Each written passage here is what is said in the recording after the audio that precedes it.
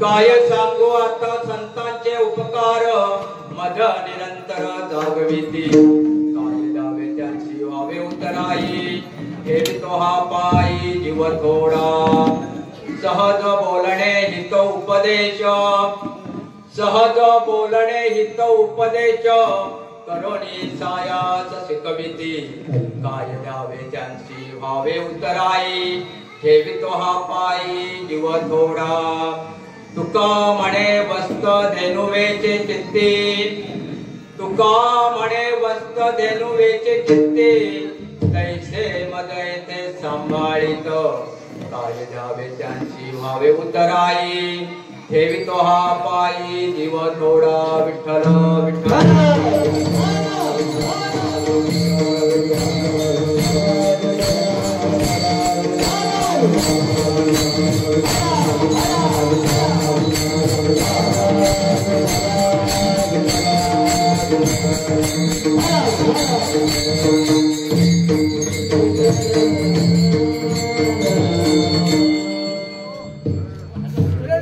वक्र वक्रतुंड महाकाय सूर्यकोटि समप्रभ निर्विघ्नं कुरु देव सर्वकार्येषु सर्वदा।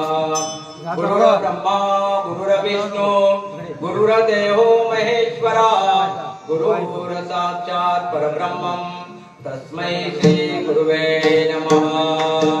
मनोजवं मारुततुल्यवेगं जितेन्द्रियं बुद्धिमतां वरिष्ठं वातात्मजं वानरयूथमुख्यं श्रीरामदूतं शरणं प्रपद्ये। कैलासराणा शिवचन्द्रमौळी फणीन्द्रमाता मुकुटिदळाळी कारुण्य सिन्धो बहुदुःखहारी सुदवीन शम्भो पदकोळतारी वचनैका कमलापती माझी रंकाची विनंती माझी रंकाची विनंती कर जोडितो कथे काळी आपण असावे जवळी महायुग पीठे तटे भीमरत्या वरं पुंडलिकाय दातु मुनिन्द्रे समागच्छतिक्कं तमानन्दकन्दं परब्रह्मलिङ्गं भजे पाण्डु।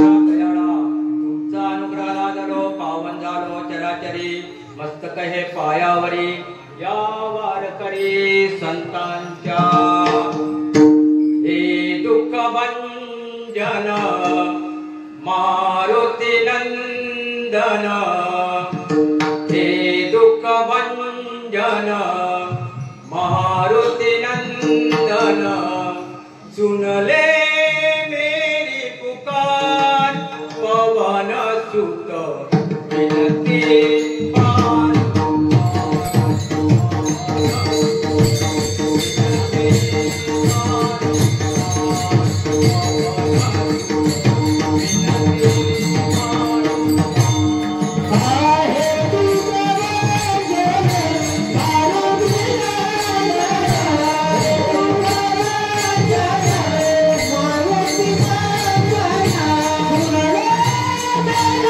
Yeah.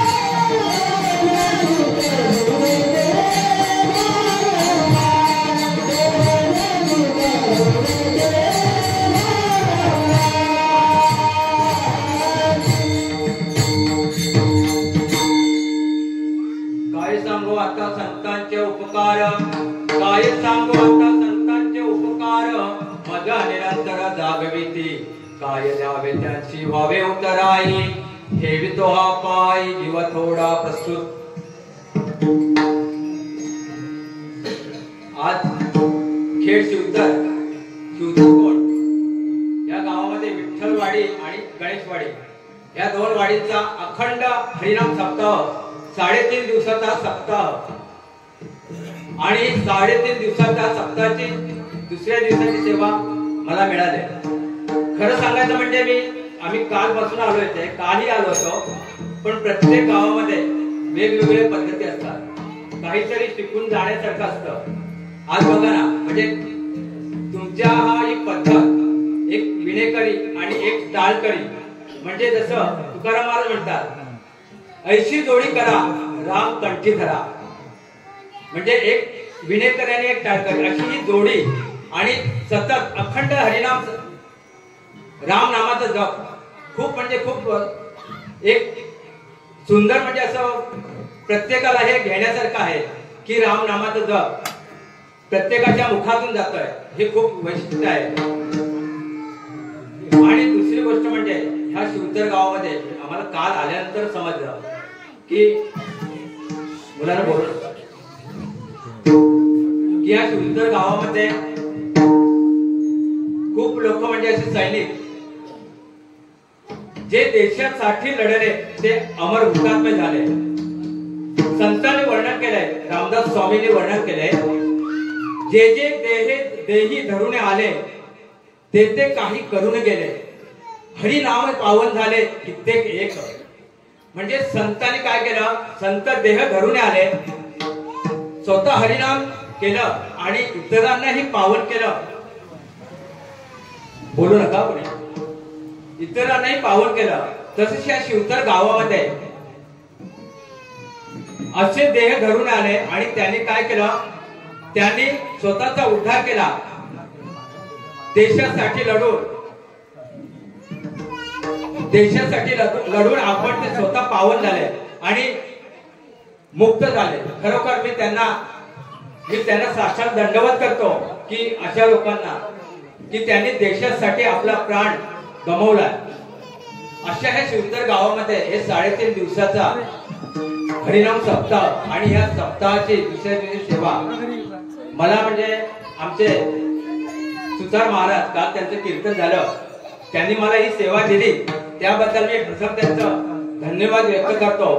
पांडुरंग परमात्म्याच्या चरणावरती नतमस्तक होतो आणि सेवेला सुरुवात करतो। विठ्ठल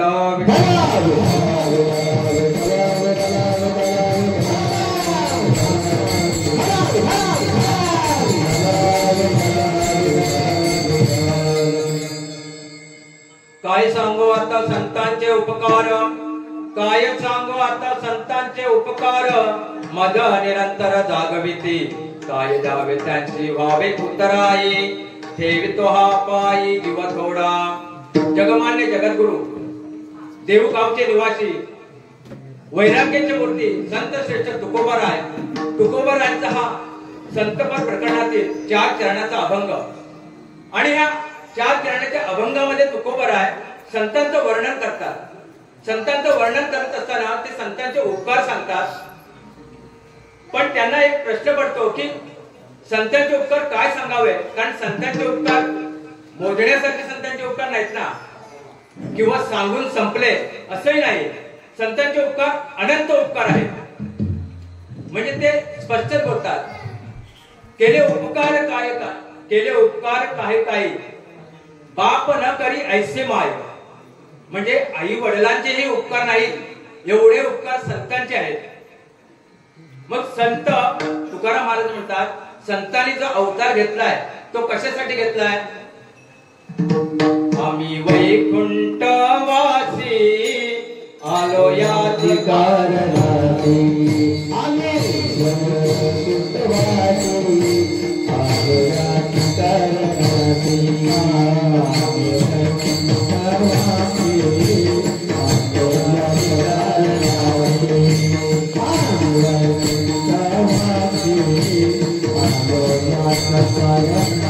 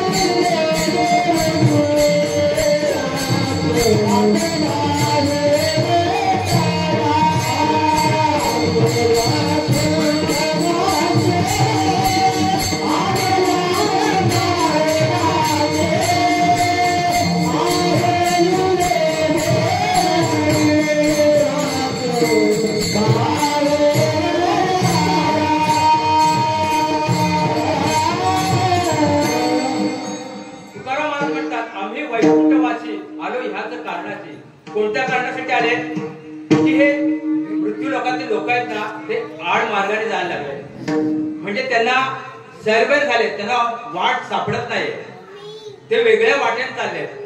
मग त्यांना योग्य वाट दाखवण्यासाठी संतांनी अवतार घेतला. ह्या ज्या संसार सागरात बुडून डुबकी घेतात ना, बुडतात, त्यांना संसार सागरातून बाहेर काढून त्यांना तीरावरती आणण्याचं काम संत करतात. जे दुःखात होरपळले त्यांना सुखाचा मार्ग दाखवणारे संत, त्याच्यासाठी या संतांनी अवतार घेतला. संतांनी आणखी काय केलंय, संतांनी देव दाखवला. संत म्हणतात, धन्य धन्य हा नरदेह, येथील अपूर्वता पाहो, जे जे किये परमार्थ लाव, ते ते पावी सिद्धांत.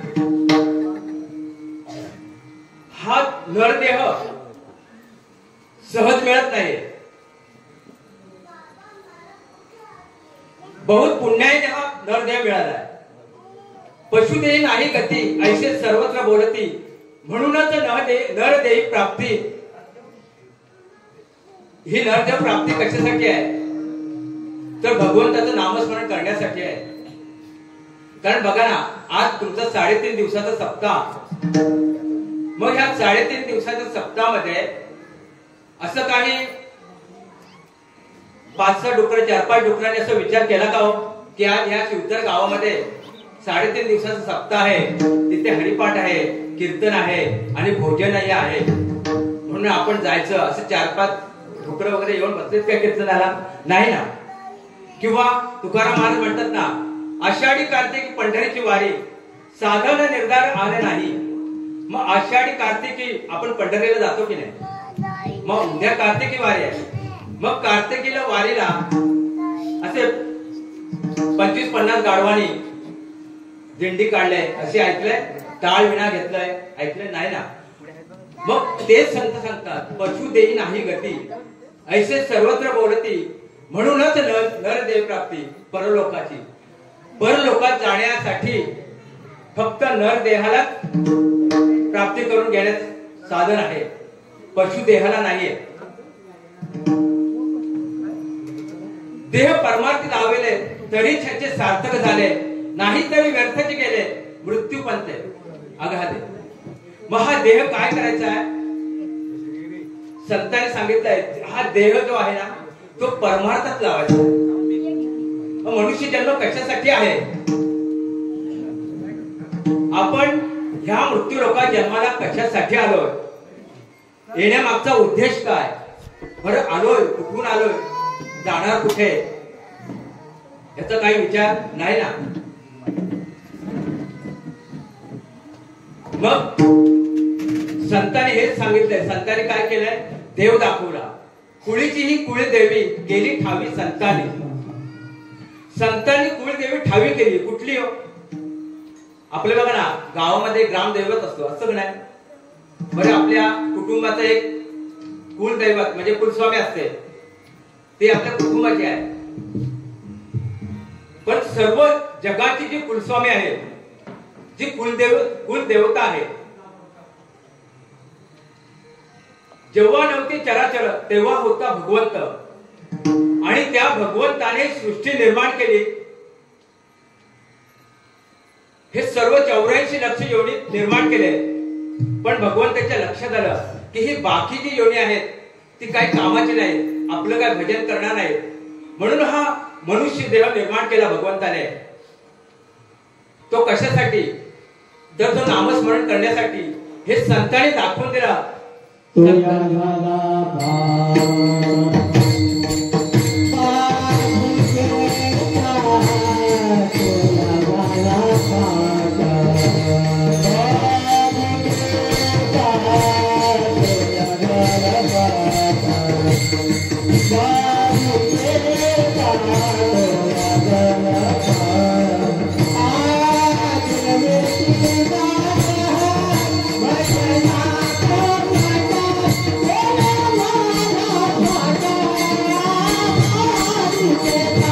Yeah.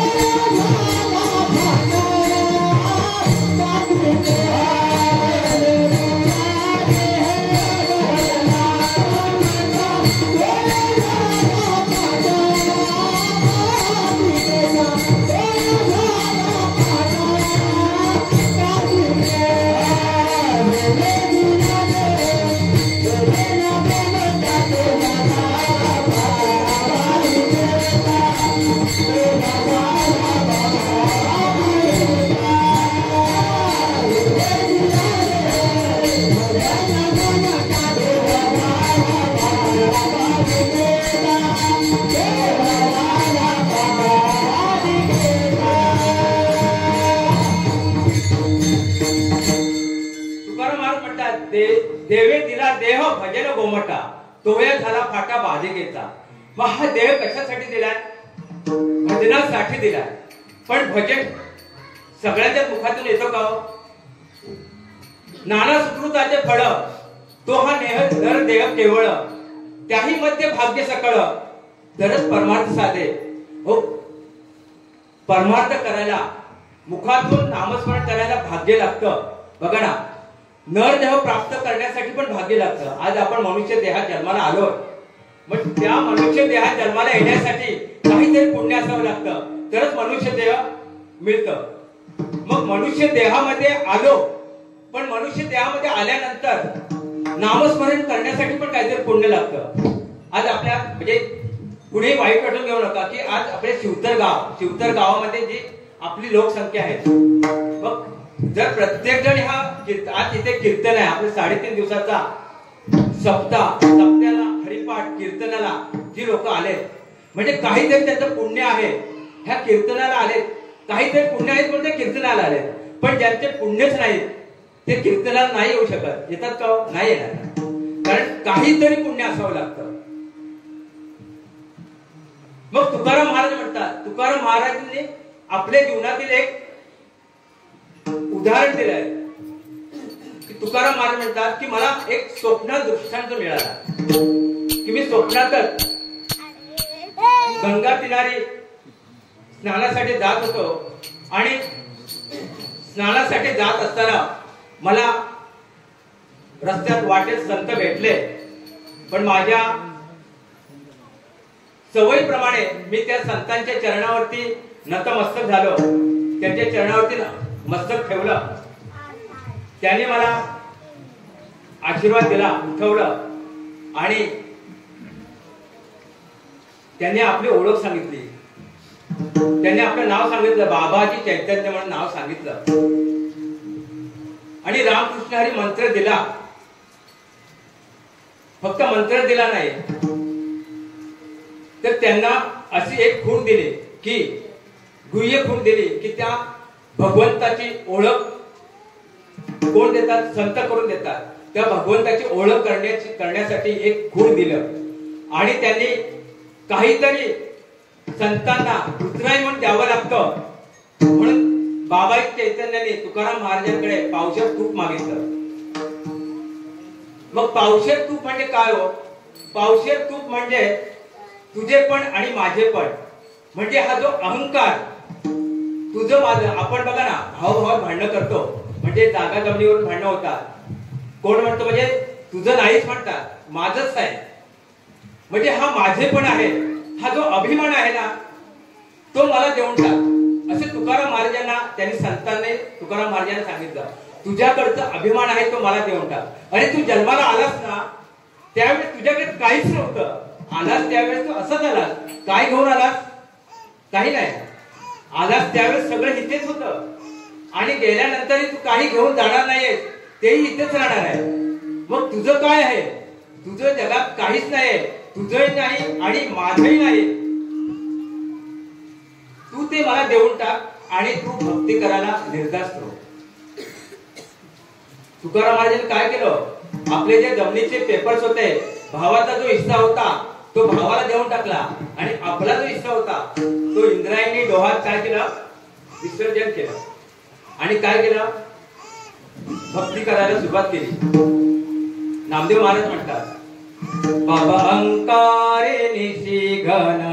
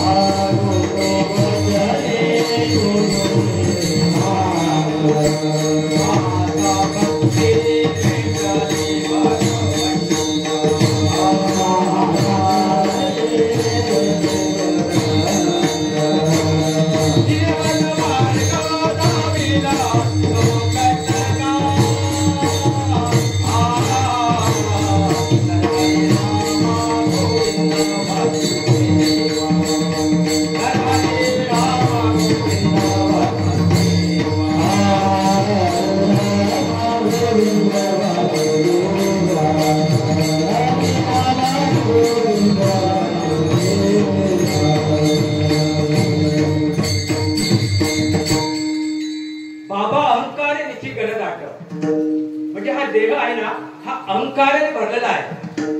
पण नामदेव महाराज म्हणतात मलाही संत भेटले, त्यांचाही दृष्टांत देणार आहे. नामदेव महाराज म्हणतात मलाही संत भेटले, त्यांनी मला चोखट अगदी सरळ मार्ग दाखवला संतांनी आणि भक्ती करायला लावलं. तीच भक्ती माता, तिला आई मानलं, त्या भक्तीला आई मानलं. आणि आई, आता बघा ना, लहान मुलं आईला सोडतं का? नाही ना. तसेच नामदेवरायांनी आपल्या आईला म्हणजे त्या भक्तीला सोडलं नाही. त्या भक्तीला धरूनच नामदेव महाराज गेले. नामदेव महाराजांना सुद्धा अहंकार झाला होता. असं आळंदी सिद्धेश्वर बेटावरती सगळे संत एकत्र जमले होते. तेवढ्यात नामदेव महाराज आले. आता नामदेव महाराज हे पांडुरंगाचे आवडते भक्त, लाडके भक्त, म्हणून सगळे संत उठले आणि नामदेवरायांच्या पाया पडायला लागले. म्हणजे निर्जीव भिंत चालवणारे ज्ञानेश्वर माऊली ते सुद्धा पाया पडले. भूत आणि भविष्य याचं ज्ञान असणारे निवृत्तीनाथ ते सुद्धा पाया पडले. सगळे पाया पडले. फक्त एक मुक्ताबाई पाया पडली नाही. बघा ना, छोट्या मुक्ताबाईचं, जी छोटी मुक्तीबाई असली ती आदी माया आहे. सर्व पाया पडले. नामदेवरायांना अहंकार झाला. ते म्हणू लागले नामामणी काय बंधू यांची चरण, अंगे परब्रह्म मदपाशी. मी देवाचा लाडका भक्त, मी अखंड देवाजवळ असतो, म्हणून पाया पडून घेणं हा माझा अधिकार आहे. पण मी कोणाच्या पाया पडणार नाही. कारण काय? मी भगवंताचा लाडका भक्त आहे. बघा ना, संतांनी सांगितलंय संत मेळावा असे जिथे जिथे लोटांगण घाली तेथे तेथे. अहो, जिथे संत आहेत ना, संतांमध्ये लहान नाही मोठा नाही, सगळे एकसारखेच आहेत. प्रत्येकाने एकमेकांच्या पाया पडलं पाहिजे. म्हणजेच काय? नमन केलं पाहिजे, वाकलं पाहिजे. वाकून काय होतं?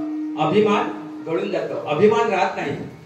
पण नामदेव रायांना अभिमान झाला की माझा पाया पडण्याचा अधिकार आहे. माझ्याजवळ काय आहे? परब्रह्म आहे, असे त्यांना अभिमान झाला. हो, ज्या चांगदेवासारख्या योग्याला आमच्या मुक्ताबाईने, अरे चांगदेवा तू कोरा योगी आहेस म्हणून म्हणणारी मुक्ताबाई पटकन म्हणाली, अखंड देवाचा शेजार, तरी अहंकार गेला नाही का रे? अरे नामदेवा, भगवंताच्या शेजार केला, भगवंताच्या शेजारी राहिला, अखंड जवळ राहिला, पण तुझा अहंकार गेला नाही. संतांचा सन्मान कळेला द्यायची. राहून देवापाशी काय केलं? मुक्ताबाईने जे नामदेव रायांना उपदेश केला ना, तो फक्त नामदेव रायांना नाही, हा आपल्या सर्व संतजनांना, सगळ्यांना हा उपदेश आहे की आपण भक्ती करतो, भगवंताचे नामस्मरण करतो, कोणी कीर्तन करतो, विणेकरी आहे, पण पाया पडून घेण्याचा अधिकार आम्हाला आहे. हा जो अहंकार आहे ना, तो अहंकार बाजूला ठेवला पाहिजे. मुक्ताबाई म्हणाले, अरे नामदेवा तू तुझ्या अंतरात बघ जरा की तुझ्या अंतरात अहंकार वाढलाय. नामदेवराव चपापले, कारण एवढीची मुक्ताबाई, 7-8 वर्षाची मुक्ताबाई आणि नामदेवरायांना उपदेश करते. फक्त नामदेवराय नाही तर सर्व संत मंडळी अवाक झाले. सोपानदेव म्हणाले, मुक्ते अगं तू काय वायफळ बडबडतेस, गप्प बस आणि नामदेवरायांच्या पाया पड. मुक्ताबाई म्हणते, दादा मी वायफळ बोलत नाहीये. अरे हा नाम्या, म्हणजे मुक्ताबाई अरे तुरे करते नामदेवांना. अरे हा नाम्या, हा म्हणतो माझ्या जवळ परब्रह्म आहे, ठीक आहे, मी ब्रह्माचा अंश आहे, हेही ठीक आहे, पण मी अहम ब्रह्मस्मी, म्हणजे मीच ब्रह्म आहे असं हे म्हणतोय. माणूस परब्रह्म होऊ शकतो, पण अहंकाराने म्हणणं हे चुकीचं आहे. ह्याला काय वाटतं की मी देवाचा शेजार केला, मी देवाजवळ राहिलो म्हणजे पाया पडण्याचा अधिकार फक्त माझा आहे, मी कोणाच्या पाया पडणार नाही. मुक्ताबाईचा स्वभाव निवृत्तीनाथांनाही माहिती आहे, तरीही निवृत्तीनाथ म्हणाले, मुक्ते अगं गप्प बस, पुढे येऊन नामदेवांच्या पाया पड. अगं खरंच ते ब्रह्मज्ञानी आहेत, ते ब्रह्मज्ञान त्यांना ते जाणतात आणि त्यांच्या ज्ञान आणि भक्ती भगवंताला आवडते. आणि त्यातही आपला संतांचा सन्मान आपणही चुकू नये ना. निवृत्तीनाथ मुक्ताबाईला सांगतात. मुक्ताबाई काय म्हणताय? मुक्ताबाई म्हणते म्हणजे उसाच्या शेजारी एरंड्याचं झाड उगवून उपयोग आहे का? ऊस गोड आहे पण एरंड्याचं झाड कोण खाईल का? नाही ना. मग त्या उसाच्या शेजारी एरंड्याचं झाड उगवून उपयोग काय? नाही ना उपयोग. बोलून याने लाविला डांगोरा, गुरुविना कोरा अंतरी. मुक्ताबाई सांगतात याने काय केलं? फक्त हा बोलून लोकांना ब्रह्मज्ञान सांगतोय पण अंतर्ज्ञानाने काय आहे? हा कोरा आहे. मुक्ताबाई सांगते अंतर्ज्ञानाने कोरा आहे. आम्ही म्हणजे प्रत्येकाचाच हे स्वभाव आहे की आम्ही कीर्तन करतो, आम्ही ब्रह्मज्ञान दुसऱ्याला शिकवतो, पण आपणही जाणलं पाहिजे की खरंच आपण जे दुसऱ्याला सांगतो त्याप्रमाणे खरंच आपण वागतो का, त्याचाही अभ्यास केला पाहिजे. अंतर्ज्ञानाने आपण जाणलं पाहिजे की खरंच आपण दुसऱ्याला ज्ञान देताना आपण त्याप्रमाणे आपलं वागणं सुद्धा वागलं पाहिजे. खराशी अखंड गंगेचे स्नान गेले वायाविण जेणे त्याचे. म्हणजे खर म्हणजे गाढवाने कितीही गंगे स्नान केलं तरी ते वाया जाणार, उपयोगाचं नाही. मग आपण जातो ना, आपण तीर्थयात्रा करतो, गया काशी जातो ना, तिथे गंगे स्नान करतो, किंवा लांब कशाला आपण पंढरपूरला जातो, चंद्रभागेत स्नान करतो. मग आपण काय म्हणतो? आम्ही पवित्र झालो. पण नुसतं बाहेर पवित्र होणं उपयोगाचं नाही ना. अंतरातून पवित्र व्हायला पाहिजे. मुक्ताबाई म्हणते म्हणे मुक्ताबाई घाला लोटांगण आपणाला लगे दर्शन याचे. मी त्याचं दर्शन घेणार नाही. तुम्हाला पाहिजे तर लोटांगण घाला, तुम्ही नामदेवांच्या पायावर तुम्ही लोटांगण घाला. मी त्याचं दर्शन घेणार नाही आणि मी त्याच्या जवळ जाणार नाही. हवं तर तुम्ही गोरोबा काकांना बोलवा. गोरोबा काका काय करतो? तो गोरोबा काका मडकी घडवतात, भासतात. ते कच्च आहे की पक्का आहे हेही सांगतात. मुक्ताबाई म्हणते म्हणे मुक्ताबाई भाजले की कोरे. काकांचे उत्तर खरे मानू. काका जे सांगते ना ते खरं मानू. हा कच्चा आहे की भाजलेला आहे. तेवढ्यात काका आले आणि मुक्ताबाई म्हणाले सर्व संत मंडळीमध्ये गोरोबा काका हे सर्वात तपाने, वयाने, ज्ञानाने सर्वात ते वृद्ध होते. गोरोबा काका आले. सर्व संत गोरोबा काकांच्या पायावरती नतमस्तक झाले आणि मुक्ताबाई म्हणाली गोरोबा काकांना, गोरोबा काका तुम्ही आमच्या ह्या सकळ संतांमध्ये तुम्ही वयोवृद्ध आहात, ज्ञानी आहात, तपोवृद्ध आहात आणि भक्तीनेही श्रेष्ठ आहात. एवढंच नाही तर तुम्ही आयुष्यभर मडकी घडवलीत. ती कच्ची आहे की पक्की आहे हे तुम्ही बघितलंय. अहो ती मातीची मडकी काय आणि आमच्या ह्या पंचमहाभूताने बनवलेली मडकी काय, दोन्ही एकच आहेत. मग ही आमची पंचमहाभूताने बनवलेली जी मडकी आहेत ना ती तुम्ही तपासून बघा. कोणाची मडकी कच्ची आहे आणि कोणाची मडकी पक्की आहे ते तुम्ही सांगा. आमचे गोरोबा काका संत कोणाला म्हणायचं? संत जाणा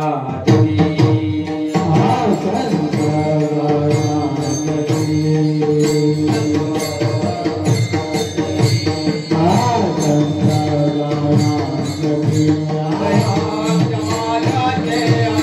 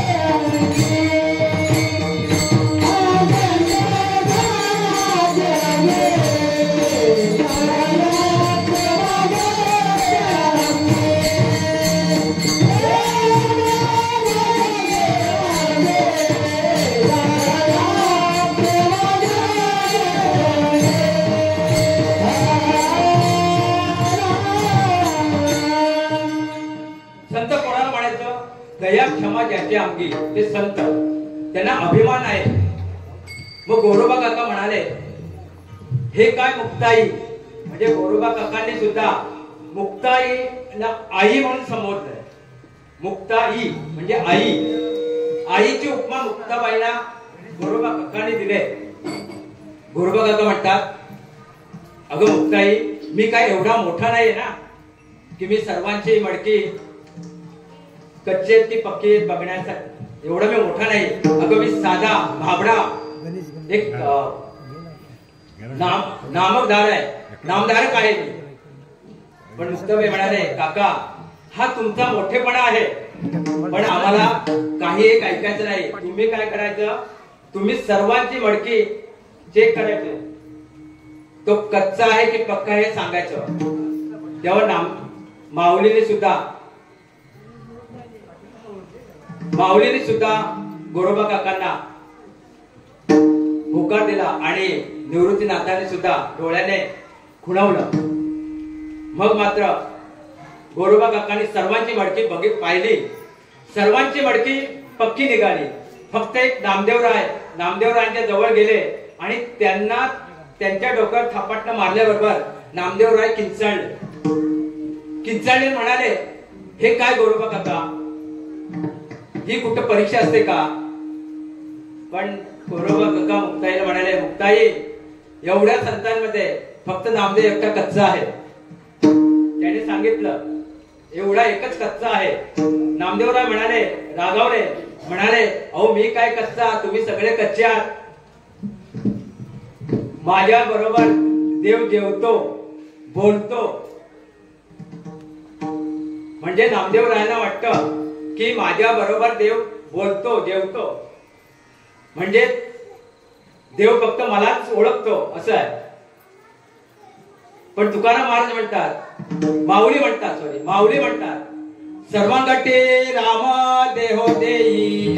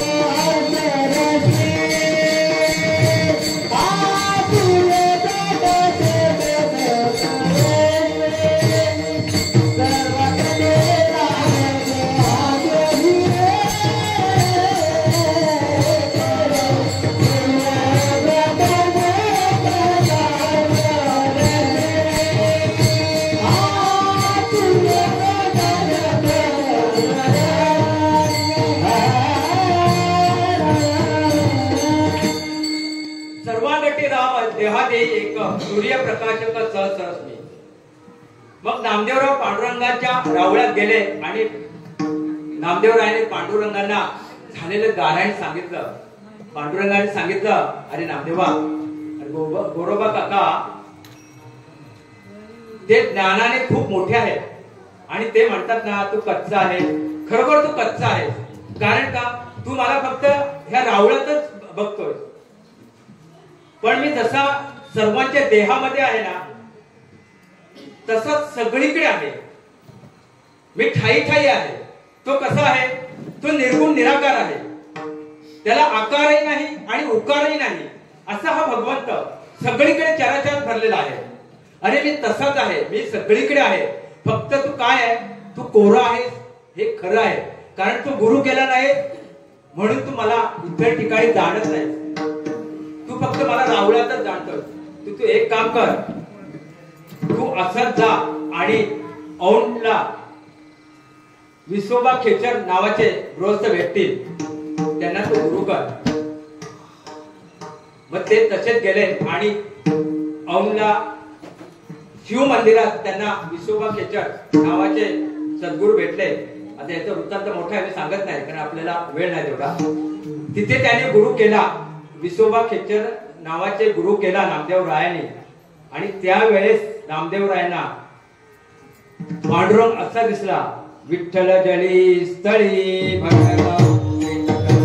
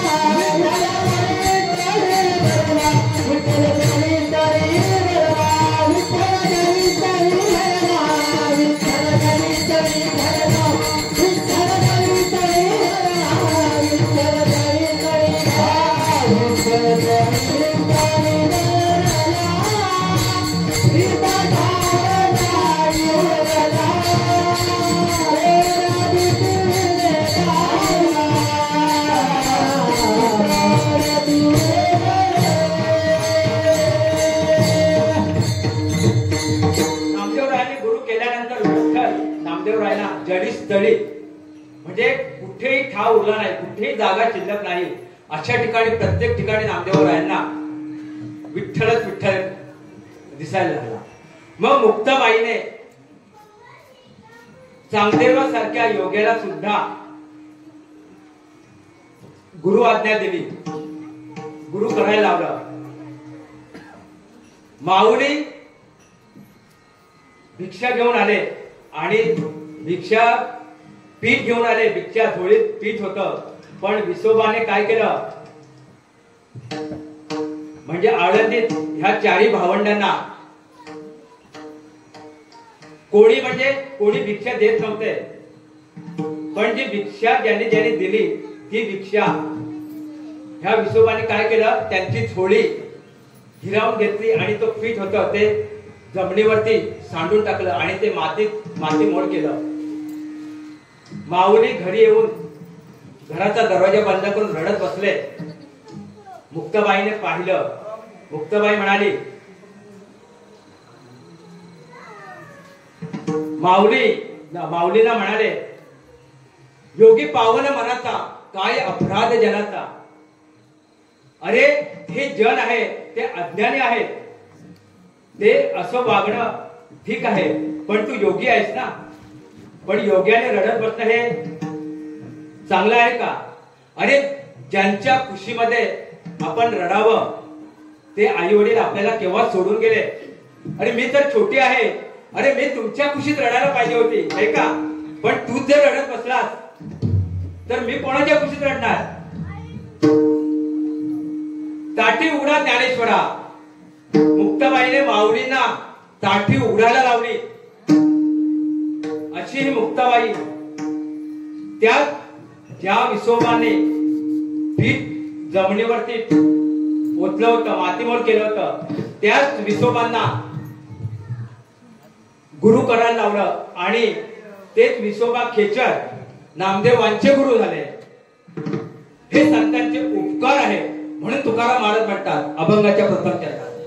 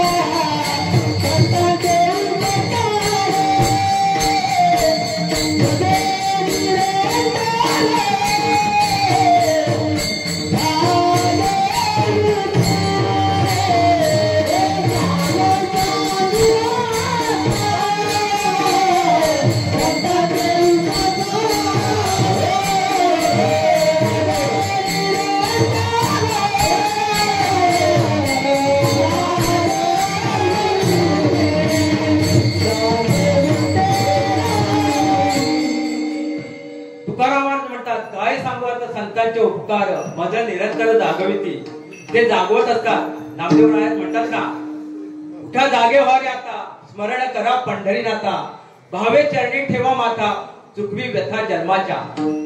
जन्माचे दुःख आहेत ना, ते चुकवायचं असते ना, तर उठा जागे व्हा आणि त्या पंढरीनाथाच्या चरणावरती काय व्हा, नतमस्तक व्हा.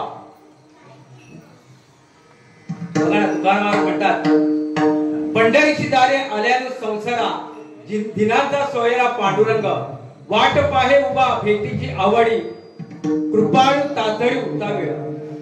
तो पांडुरंग परमात्मा उतावीळ आहे, आपल्याला आपल्या भेटीची वाट बघतोय तो. पण आपण जातोय कुठे?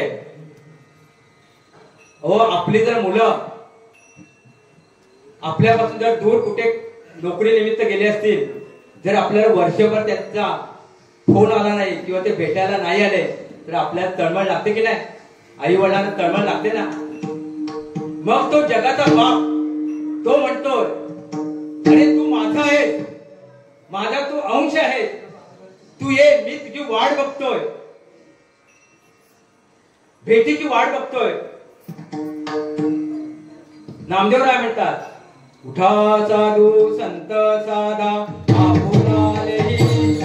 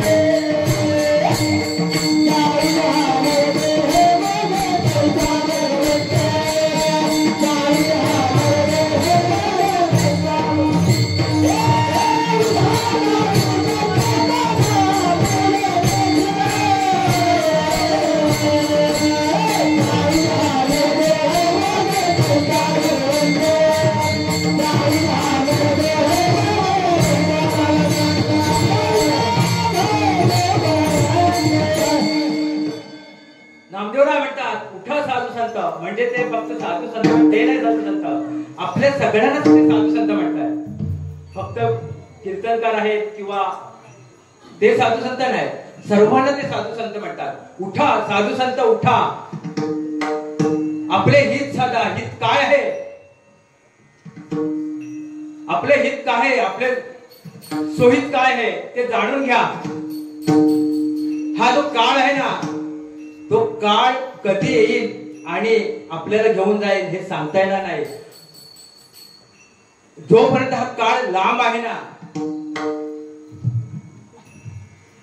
जोपर्यंत आपले हात पाय, आज बघा ना, आज आपण कीर्तनाला आलोय, आपले कोणाचे गुडघे दुखत असतील, कोणाचे कंबर दुखत असतील, बरोबर ना, म्हणून आपण सगळ्याच खुर्चीवर बसले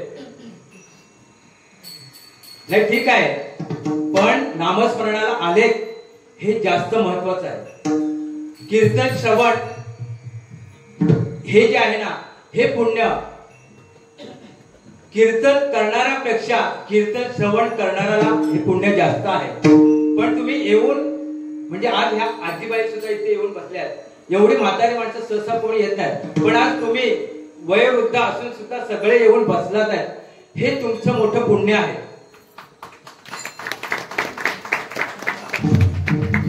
कारण काय माहितीये का, जिथे नमन असेल, ऑर्केस्ट्रा असेल, तिथे यायला सांगायला लागत नाही, बरोबर की नाही. पण कीर्तनाला मी आज नाही थोडी सांगितलं, मला वाटतं आमचे काका ते आज थोडे उशिरा आले, पण काल त्यांनी 2 वेळा सांगितलंय 9:30 वाजता कीर्तन चालू होणार आहे, तेव्हा ग्रामस्थांनी लवकरात लवकर कीर्तनाला यावं.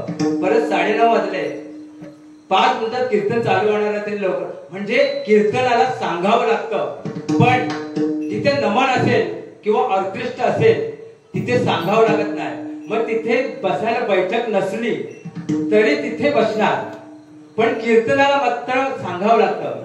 आज मी मगाशी आल्यानंतर आमचे महाडिक महाराजांनी सांगितलं की त्यांचा मुलगा म्हणजे 7 वर्षापासून वारकरी आहे आणि त्याने पांडुरंगाच्या पायावर मस्तक ठेवलं आणि म्हणे ढसा ढसा रडायला लागला आणि तेव्हापासून तो वारकरी झाला. म्हणजे केवढं भाग्य आहे की पांडुरंगाच्या पायावर जाऊन रडणं हे केवढं भाग्याचं आहे.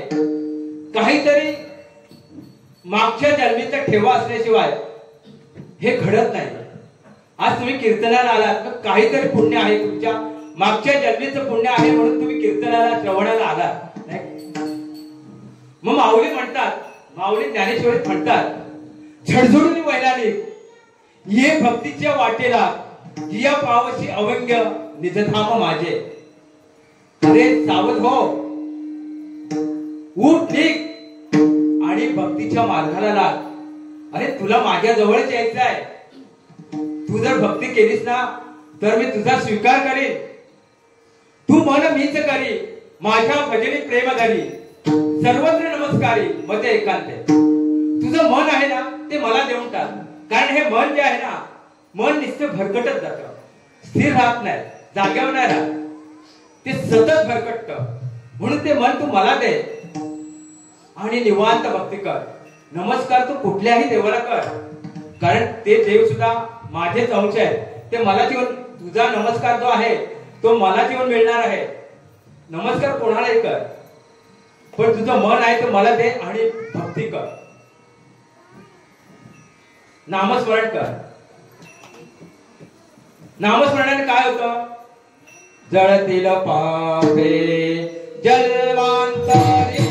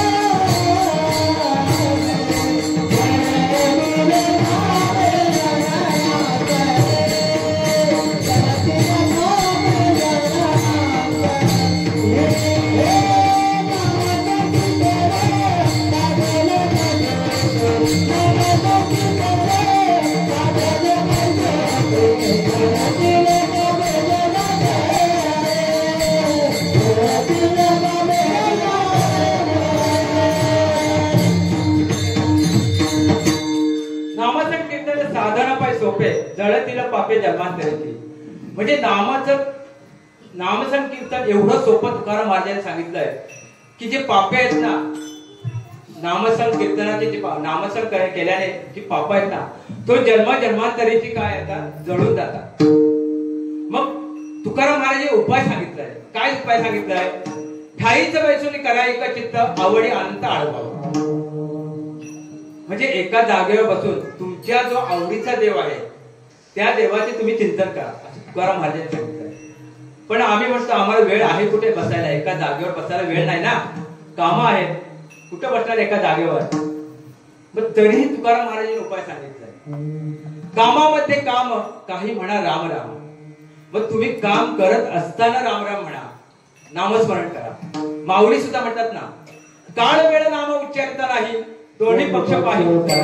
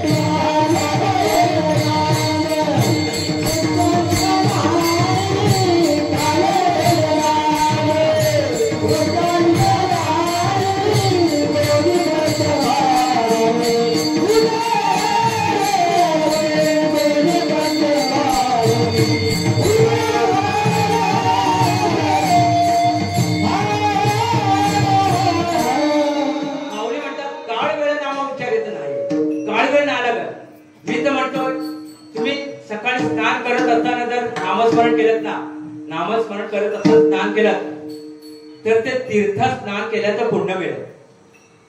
भोजन करते वेळी नामस्मरण केलं तर ते प्रसाद खाल्ल्याचं पुण्य मिळेल. आणि महिलांसाठी स्वयंपाक बनवताना जर नामस्मरण केलं ना तर तो महाप्रसाद बनवल्याचं पुण्य मिळेल. आणि सर्वांसाठी भगवंताची पूजा करत असताना जर तुम्ही नामस्मरण केलं ना तर ती भक्ती होईल. हे नामस्मरणाचे फायदे आहेत. मग त्याला काय लागतं? आम्ही म्हणू काय नामस्मरण करायचं आहे, पक्वाद नाही, विणा नाही, टाळ नाही, त्याची गरजच नाही. तुकाराम महाराज म्हणतात की ते भगवंताने साधने देऊन ठेवले. काय साधने देऊन ठेवले? दिले इंद्रिय हात पाय कान, हात पाय कान, डोळे मुख बोलाया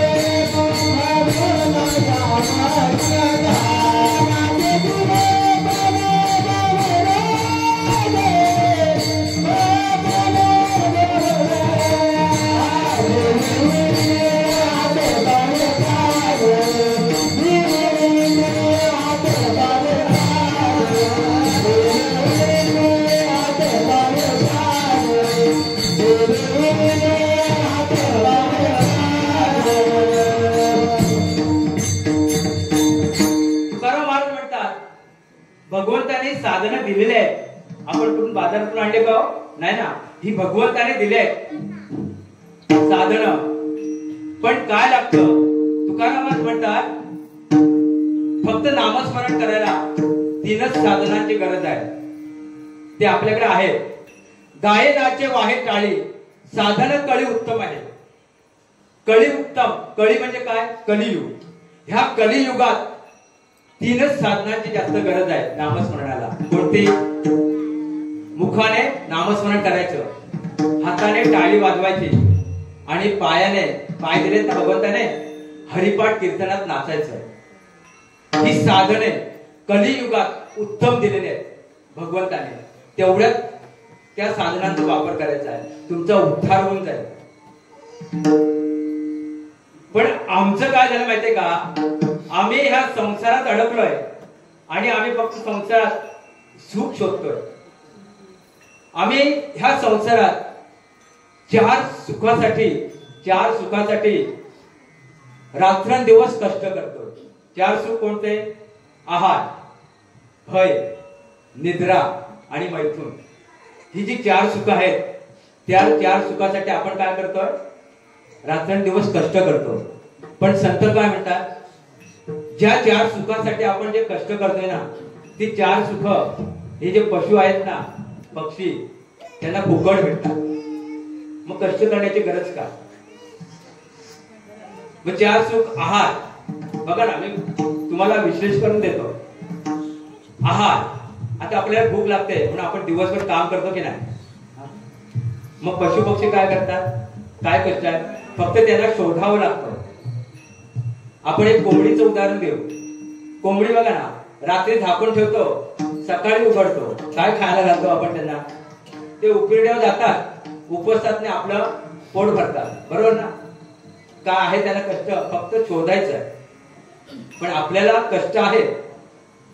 आहार झाला, भय, भीती ही प्रत्येकाला आहे. पशूंनाही आहे आणि माणसालाही आहे. पण माणूस काय करतो? भीतीमुळे कोणाचा तरी आधार घेतो, आहे की नाही? घेतो की नाही आधार? एखादा श्रीमंत असेल म्हणजे त्याने बंगला बांधला असेल, पण त्यालाही भीती आहे. मग तो एखादा सिक्युरिटी ठेवतो, नाही म्हणजे आता आपण सीसीटीव्ही आले, सीसीटीव्ही लावतो, म्हणजे कष्ट आहे, म्हणजे भीतीला कष्ट आहे. पशूला काय हो, पशु आपल्या दाताने आपलं संरक्षण करतात. मी कोंबडीचंच उदाहरण देईन. एखादी छोटे पिल्लावाली कोंबडी असेल आणि तिच्या शेजारून जा तुम्ही, बघा ती कोंबडी तुमच्यावर झडप घालेल की नाही, घालेल की नाही. मग आहार झाला, भय झालं, निद्रा.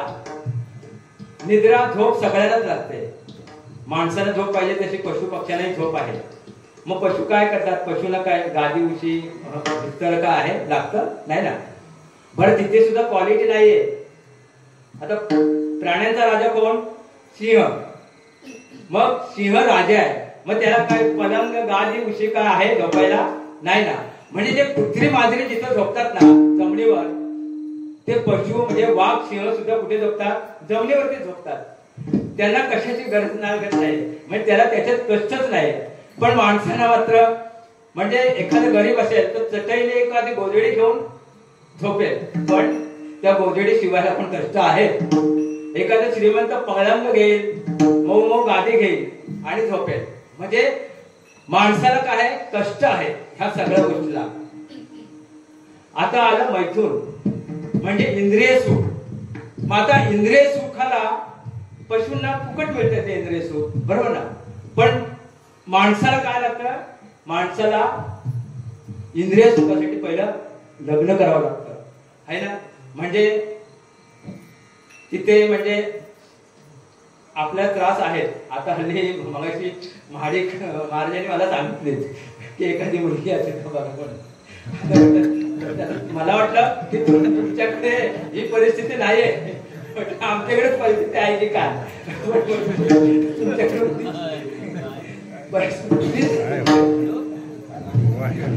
म्हणजे त्याच्यासाठी सुद्धा काय आहे, आपल्याकडे कष्ट आहेत. मग संत काय म्हणतात की ह्या चार सुखासाठी जर तुमचा मनुष्य देह आहे ना, तर मनुष्य देहात चार सुखासाठी जर मनुष्य देह आहे तर मनुष्य देहात येण्याची गरजच नाही. पशुना ते फुकट भेटतात नाही का. मग मनुष्य देह तेवढ्यासाठीच आहे का, नाही ना. मनुष्य देह हा भगवंताच्या प्राप्तीसाठी आहे, आपला उद्धार करण्यासाठी आहे, भगवंताला आपलं करण्यासाठी आहे. आपला तो देव एका करून घ्यावा, तेने जीवा सुख नव्हे. मग त्या भगवंताला आपलं करण्यासाठी हा नरदेह आहे. मग एवढे संतांचे उपकार आहेत. मग संतांनी उपकार आपल्यावर एवढे केलेत, मग आपण काय देतो संतांना. तुकाराम महाराज म्हणतात अभंगाच्या दुसऱ्या चरणात, काय द्यावे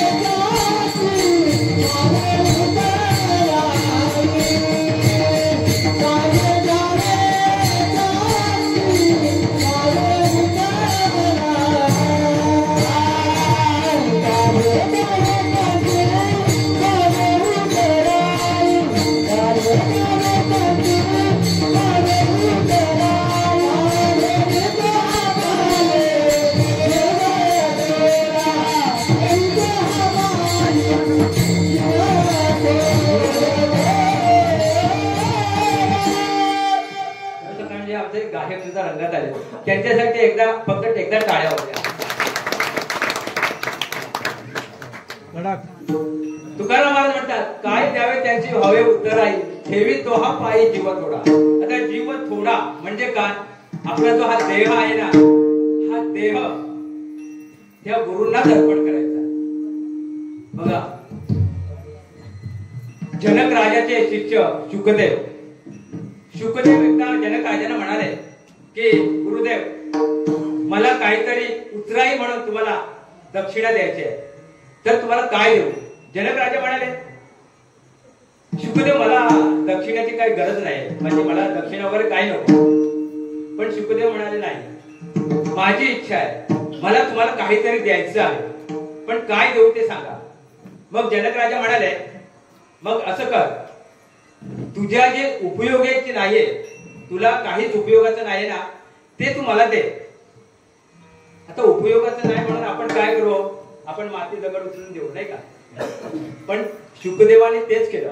शुकदेवाने पहिले माती उचलली, पण ती माती म्हणू लागली, आणि माझा उपयोग आहे, मातीचा उपयोग आहे की नाही? माझाही उपयोग आहे. आता उपयोग आहे म्हटल्यानंतर ती माती ठेवून दिली. मग दगड उचलला, दगड पण म्हणायला लागला, माझाही उपयोग आहे. म्हणजे जी वस्तू उचलीत ना शुकदेव, ती वस्तू म्हणे की माझा उपयोग आहे. मग शेवटी शुकदेवाने विष्ठा उचलली, पण ती विष्ठा पण म्हणाली की ह्या सर्व लोकांनी म्हणजे चांगले चांगले पदार्थ खाल्ले आणि ही माझी दशा झाली, तरीही मी निरुपयोगी नाही, तरीही मी उपयोगी आहे. मग ती विष्ठा सुद्धा शुकदेवाने ठेवली, टाकली, आणि त्याने विचार केला की उपयोगाचा नसला म्हणजे हा नरदेह, हा नरदेह काही उपयोगाचा नाही. बघा ना, ह्या शरीरातून आत्मा निघून गेला, काय उपयोगाचा हो? कोण घरी ठेवेल का? ह्या शरीरातून आत्मा निघून गेला तर त्या शरीराचा उपयोग नाही ना. हा नाशिवंत देह, जाणार सकळ, आयुष्य खत्व काळ सावधान, संत सावध करताय, हा देह नाशिवंत आहे. मग त्या शुकदेवाने हा देहच काय केला? आपल्या गुरूंना, जनक राजाला अर्पण केला. मग आपण काय करतो? आपण देह तर देतच नाही, आपण काय करतो? त्यांच्या चरणावरती काय करतो? नतमस्तक होतो, मस्तक ठेवतो. पण जरी आपण त्यांच्या चरणावरती नतमस्तक झालो तरी सद्गुरू आपले काय करतात? आपल्याला आशीर्वाद देतात, आपल्या शेजारी बसवतात आणि चार हिताच्या गोष्टी सांगतात. काय म्हणतात? हित ते करावे देवाचे चिंतन, करुणीय मन शुद्ध भावे. अरे तुझे हित काय आहे, कशात आहे, तू ओळख. ह्या मनुष्य देहात जन्माला आलास ना, मग तुझं हित कशात आहे? देवाच्या भजनात हित आहे, देवाच्या चिंतनात तुझं हित आहे. मग ते सहज सांगतात आणि काय करतात? उपदेश करतात. आणि नाही समजले ना तर ते सहाय्यच करतात. आमच्या चोखोबाने सुद्धा तेच केलं. आता काल सुद्धा बघा, आमच्या सुतार महाराजांनी चोखोबाचाच दृष्टांत दिला नामस्मरणाचा. म्हणजे नामाचं महत्व काय आहे ते चोखोबाच्या दृष्टीने दृष्टांत दिला. मी आज चोखोबांचाच एक दृष्टांत देणार आहे. का?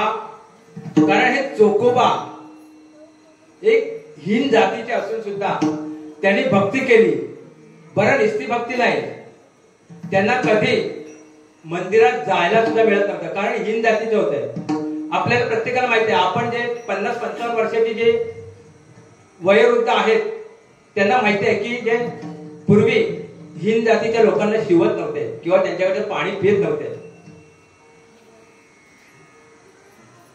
पण आता ते नाही, नाही का? आता काय झालंय? जसं देवाला ही देवाचीच लेकरं आहेत, तिथे जातीभेद नाही. उच्च नीच काही नेणे भगवंत, तिष्ठे भाव भक्ती देखून या. मग भगवंताला काय आहे? उच्च नीच हा भेदभाव नाही, फक्त त्याला भक्तिभाव, भक्ती श्रेष्ठ आहे. मग जो भक्ती करेल तो माझा, असं भगवंत म्हणतो. कारण लेकर त्याचे आहेत. फक्त भेद कोणाच्यात आहे? आपल्यात आहे. आपण भेदभाव करतो. मग ते चोखोबा काय करायचे? मंदिराच्या पायरीजवळ, म्हणजे नामदेव पायरीच्या जवळ बसून ते भगवंत चोखोबा भगवंताचे नामस्मरण करत होते करायचे. भगवंताला सुद्धा दया आली. ते म्हणाले की माझा चोखोबा एवढा भक्ती करतो पण मी त्याला साधं दर्शन सुद्धा दिलं नाही. म्हणून जो निर्गुण निराकार आहे भगवंत त्याने साकार रूपात तो निर्गुण निराकार होता तो साकार रूपात प्रकट झाला आणि चोखोबांना मंदिराच्या बाहेर भेटायला आला. भगवंताने चोखोबाला दर्शन दिलं. चोखोबाने सुद्धा डोळे भरून भगवंताला पाहिलं. पण एवढंच नाही, फक्त दर्शन दिलं नाही तर आपल्या गळ्यातील कंठीहार काढला आणि चोखोबाच्या गळ्यात घातला. त्याला तो अधिकार दिला. आपल्या गळ्यातील कंठीहार काढून चोखोबाच्या गळ्यात घातला आणि भगवंत परत जाऊन आपल्या जागेवरती उभे राहिले. आता मंदिराचा पुजारी आला, पांडुरंगाकडे पाहिलं पण गळ्यात कंठीहार नाही. चोरी झाला म्हणून तो सैरवैर झाला आणि पळत मंदिराच्या बाहेर आला. बघतोय तो चोखोबाच्या गळ्यात कंठीहार. चोखोबाच्या गळ्यात कंठीहार बघितल्यानंतर तो चोखोबाने शिव्या देऊ लागला. शिव्या देऊ लागला म्हटल्यानंतर चोखोबा म्हणाले, काय हो ब्राह्मण बुवा, शिव्या काय देता? हा कंठीहार मला भगवंताने दिला. आता हा याला प्रश्न पडला की तो दगडाचा देव ह्याला कंठीहार देईल कसा? कारण तो फक्त पूजेचा मान करेल. त्याला त्या दगडाच्या देहामध्ये जो सगुण रूपात आहे हे तो दिसण्यासाठी त्याला अधिकारी व्हावा लागतो. पण तो अधिकार त्याच्याकडे नव्हता. त्याच्यामुळे त्याला फक्त दगड दिसत होता. म्हणून संत म्हणतात की आपण मंदिर बांधतो आणि त्या मंदिरात एखादा दगड ठेवला, त्या दगडावरती फक्त आपण शेंदूर लावलं ना तरी तो दगडाचा काय होतो? देव होतो की नाही? म्हणजे एकदा आपण त्या मंदिरात दगड ठेवून त्याला शेंदूर लावलं तर दगडाचा काय होतो? देव होतो. पण माणूस 100 वेळा देवळात गेला ना तरी तो देव होत नाही. बरोबर? मग त्या ब्राह्मणाचा दगड दिसायचा. तो म्हणतो, अरे तो दगडाचा देव. आता मला सांगा, नामदेवरायांचा प्रसाद खाल्ला की नाही भगवंताने? मग त्या दगडाच्या देवाने खाल्ला ना. रामाशेट्टी नामदेवरायांचे वडील काही निमित्ताने बाहेर गेले होते आणि नामदेवरायांना सांगितलं, नामदेवा किती वर्षाचा नामदेवराय? 5 वर्षाचा. मग 5 वर्षाच्या नामदेवरायांना जर एवढे संस्कार आहेत, पण आपणही त्याचा विचार केला पाहिजे. कुणी कीर्तनकाराने सांगण्याची पण आवश्यकता नाही. कारण काय, तुकाराम महाराज म्हणतात ना, आपुले हित जो असे जागता धन्य माता पिता तयाची. मग आपलं हित कशात आहे? आपल्या मुलाने जर नामस्मरण केलं ना तर आई वडील धन्य होते. मग आपण धन्य व्हायला पाहिजे असेल तर आपल्या मुलांना आपण ते शिक्षण दिलं पाहिजे, नाही का? मग नामदेवराय प्रसाद नैवेद्याचा ताट घेऊन गेले पांडुरंगा पुढे आणि नामदेवराय म्हणतात, पांडुरंगा आज माझे वडील बाहेर कामानिमित्त गेलेत, मी प्रसाद घेऊन आलोय, तर तू लवकर जेव. थोडा वेळ वाट बघितली पण काय हालचाल होईना. म्हणून नामदेवराय म्हणाले, अरे पांडुरंगा आज मी प्रसाद घेऊन आलोय म्हणून तू रागवलास काय? अरे लवकर खा ना, माझे आई वडील मारतील ना मला जर तू नाही नैवेद्य खाल्लास तर. आणि तुझं नाही खाल्लास ना तर मी तुझ्या पायावर काय करेन? डोकं फोडेल. बघा, 5 वर्षाचा मुलगा डोकं फोडायला तयार झाला, तिथे आत्महत्या करायला तयार झाला. आपली मुलं कुठेतरी दुसरीकडे, म्हणजे नामदेवराव देवासाठी आत्महत्या करू लागले, नाही का? आपण आपल्या दुसऱ्याच गोष्टीसाठी आत्महत्या करतो, पण देवासाठी कोणी आत्महत्या करत नाही. मग नामदेवराय वाट बघितल्याने डोकं फोडणार तेवढ्यात भगवंताने काय केलं? सगुण रूप साकार केला आणि तो ताट उचलला आणि नामदेवरायांना मांडीव घेऊन आपणही खाल्ला आणि नामदेवरायांनाही भरवला. मग त्या भक्त प्रल्हादासाठी भगवंत लाकडाच्या खांबातून प्रकट झाले की नाही? का झाले? त्या भक्त प्रल्हादाने स्वतःच नामस्मरण केलं नाही तर राक्षसाच्या मुलांना सुद्धा नामस्मरण करायला लावलं. मग जर राक्षसाची मुलं नामस्मरण करू शकतात तर आपली का मुलं नामस्मरण करू शकत नाही? मग त्या लाकडाच्या खांबातून भगवंत प्रकट होत असेल तर चोखोबांना तोच भगवंत कंठ्यात का देणार नाही?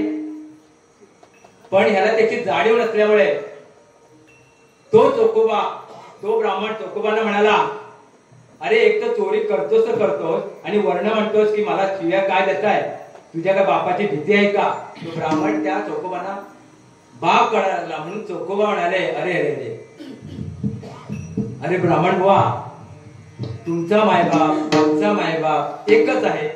आता एक म्हटल्यानंतर सुद्धा त्याचा प्रश्न पडला की अरे तू महार मी ब्राह्मण एक कसं काय?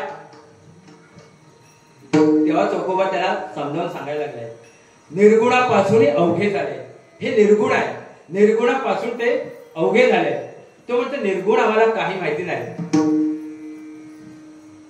तेव्हा चोखोबा सांगतात आत्मस्वरूप. आत्मस्वरूप म्हणजे काय?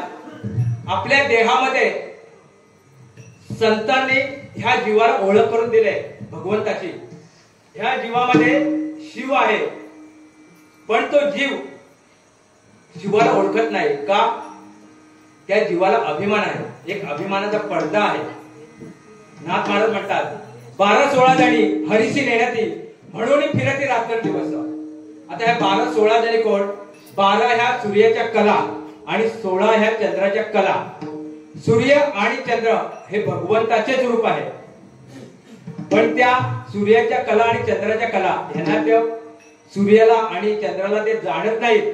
त्याच्यामुळे ते काय केलंय, रात्रंदिवस ते फिरत राहतात. आणि आपली ही अवस्था तीच आहे.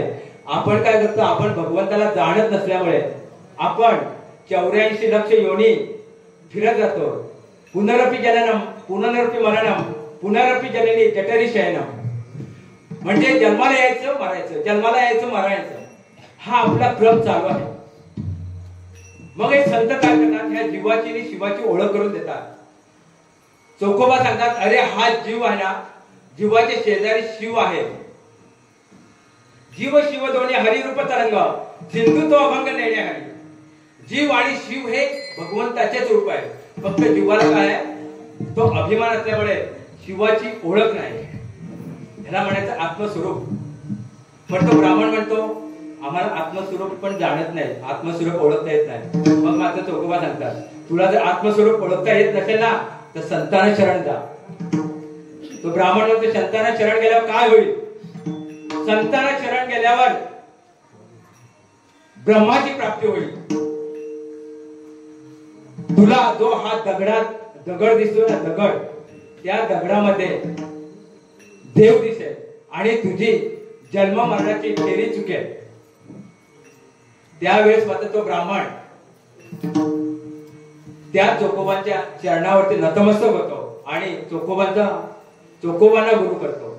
मग हे संतांचे उपकार आहेत. मग संत काय करतात? अभंगाचं 3रं चरण.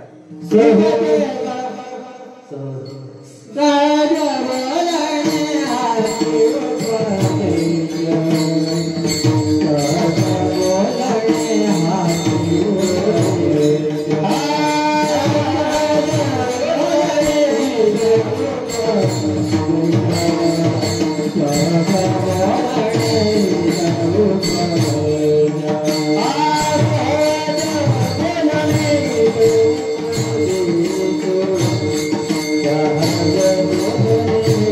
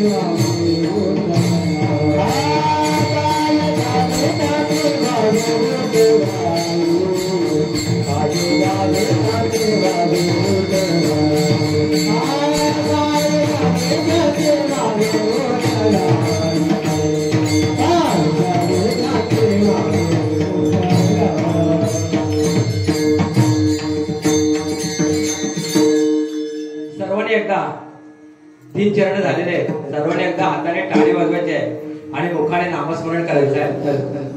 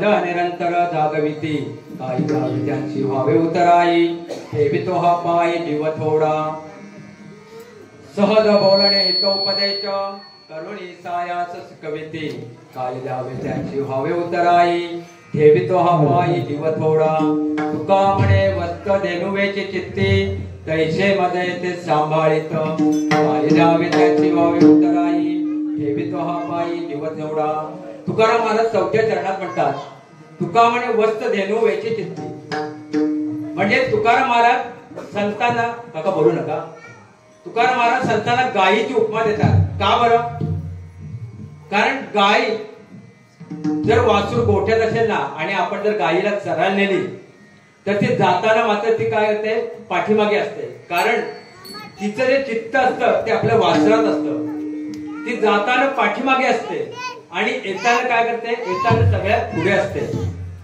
म्हणजे गायीचं चित्त आपल्या वासरात असतं ना तसं संतांचं चित्त आपल्या साधकामध्ये असतं मला कारण वेळ होऊन गेलेला आहे त्यांनी थांबायला सांगितलंय चालू द्या चालू द्या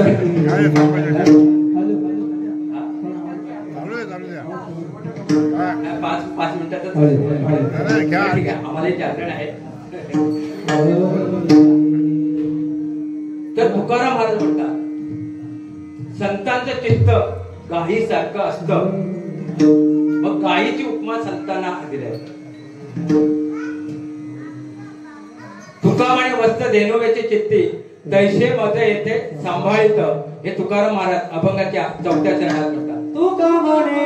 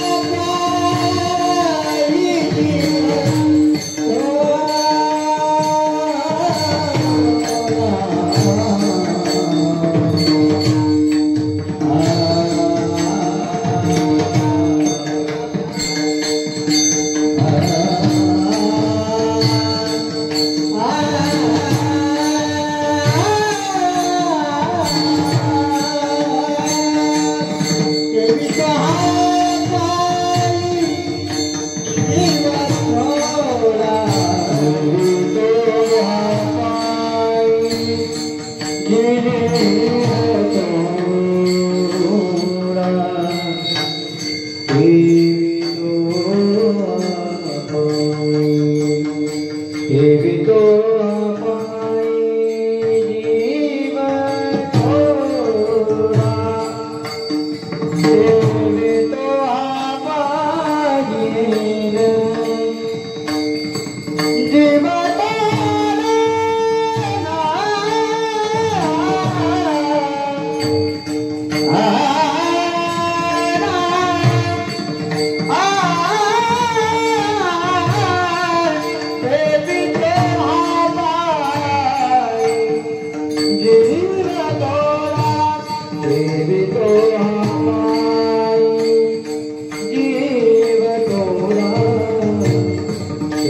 तोरा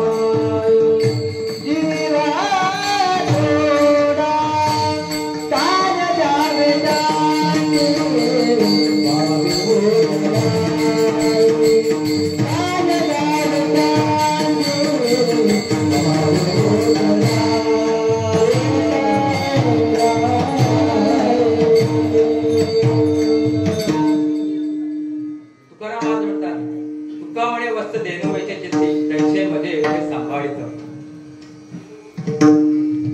आज ह्या शिवतर कोण गावामध्ये हा 3.5 दिवसाचा सप्ताह आणि सप्त्याची ही दुसऱ्या दिवसाची सेवा माझ्यासारखे पाहुण्याला मिळाले. खरोखर मी सर्व ग्रामस्थांना मी धन्यवाद देईन.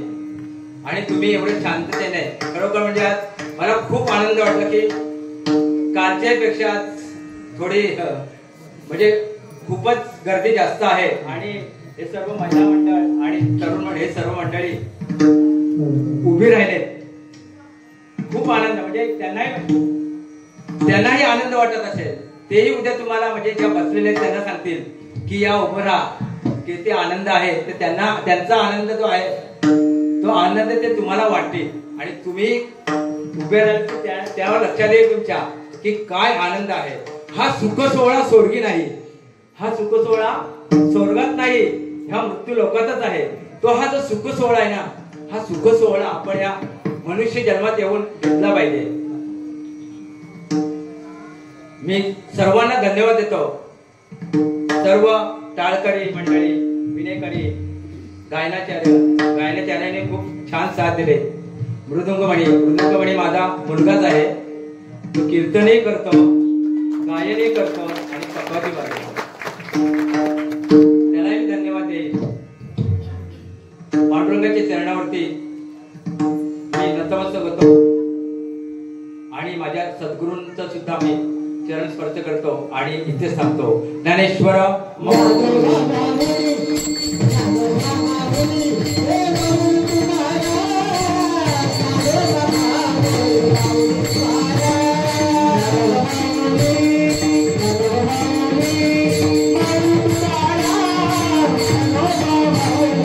Thank